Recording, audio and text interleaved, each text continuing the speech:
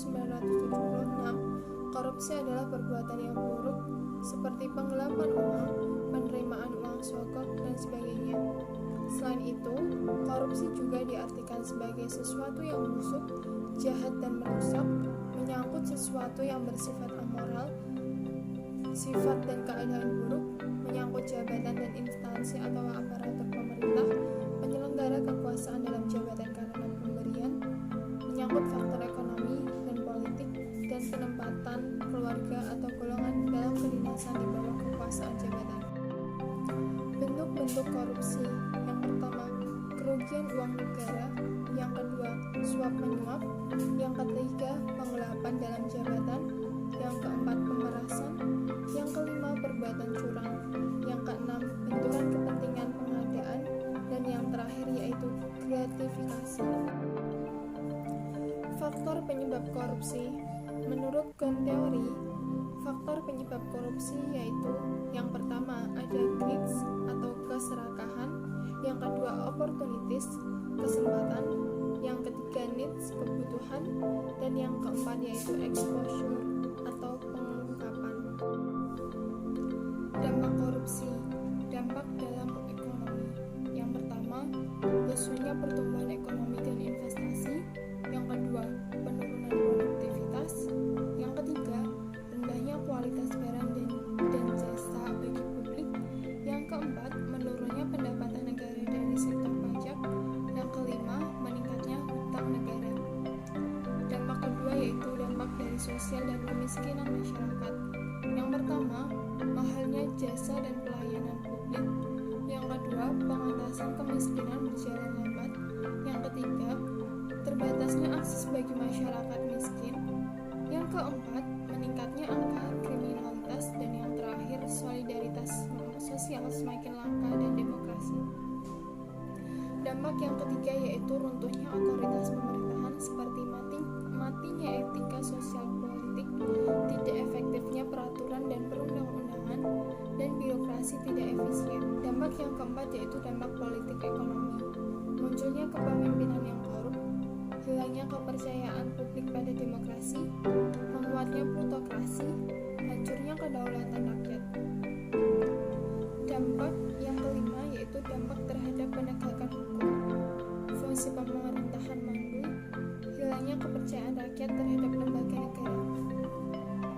Dampak yang keenam yaitu dampak terhadap pertahanan dan keamanan, seperti kerawanan Hamkamnas karena lemahnya alutsista dan sumber daya manusia.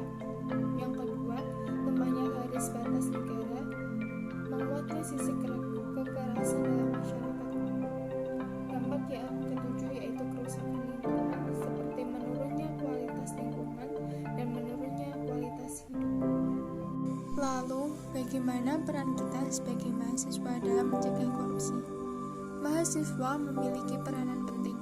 Peranan tersebut tercatat dalam peristiwa besar yang dimulai dari Kebangkitan Nasional tahun 1908, Sumpah Pemuda tahun 1928, Proklamasi Kemerdekaan tahun 1945, lahirnya Orde Baru tahun 1996, dan Reformasi tahun 1998. Dalam peristiwa tersebut, mahasiswa tampil di depan sebagai motor penggerak dengan berbagai gagasan, semangat, dan idealisme yang dimiliki. Peran penting mahasiswa tidak dapat dilepaskan dari karakteristik yang dimiliki, yaitu intelektualitas, jiwa muda, dan idealisme. Dengan kompetensi yang mereka miliki, diharapkan mahasiswa mampu menjadi agen perubahan, mampu menyuarakan kepentingan rakyat, mampu mengkritisi kebijakan-kebijakan yang koruptif, dan mampu menjadi anjing penjaga lembaga-lembaga negara dan penegak hukum. Keterlibatan mahasiswa dalam gerakan anti korupsi pada dasarnya dapat dibedakan menjadi 4 wilayah, yaitu lingkungan keluarga, lingkungan kampus, lingkungan masyarakat sekitar, dan tingkat lokal dan nasional. Di lingkungan keluarga dipercaya dapat menjadi tolak ukur yang pertama dan utama bagi mahasiswa untuk menguji apakah proses internalisasi anti korupsi di dalam diri mereka sudah terjadi. Hal ini bermula dari budaya ketidakjujuran, kemalasan, serta hal-hal yang dianggap sepele dan kecil, namun notabene sebenarnya budaya itu dimulai dari sini.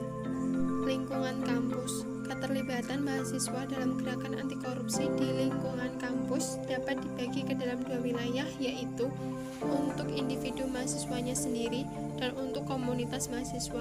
Untuk konteks individu, seorang mahasiswa diharapkan dapat mencegah agar dirinya sendiri tidak berperilaku koruptif dan tidak korupsi.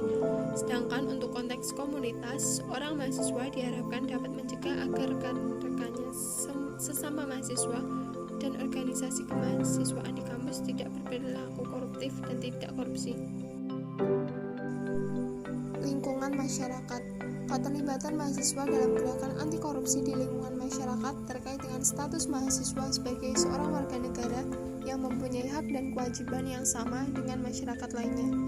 Mahasiswa merupakan faktor penegak bagi penegakan hukum bagi pelaku korupsi, serta pengawal bagi terciptanya kebijakan publik yang berpihak kepada kepentingan masyarakat banyak.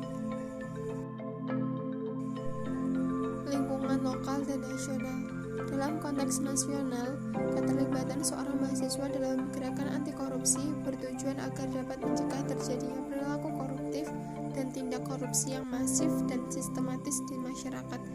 Mahasiswa dengan kompetensi yang dimilikinya dapat menjadi pemimpin atau leader dalam gerakan massa anti korupsi, baik yang bersifat lokal maupun nasional.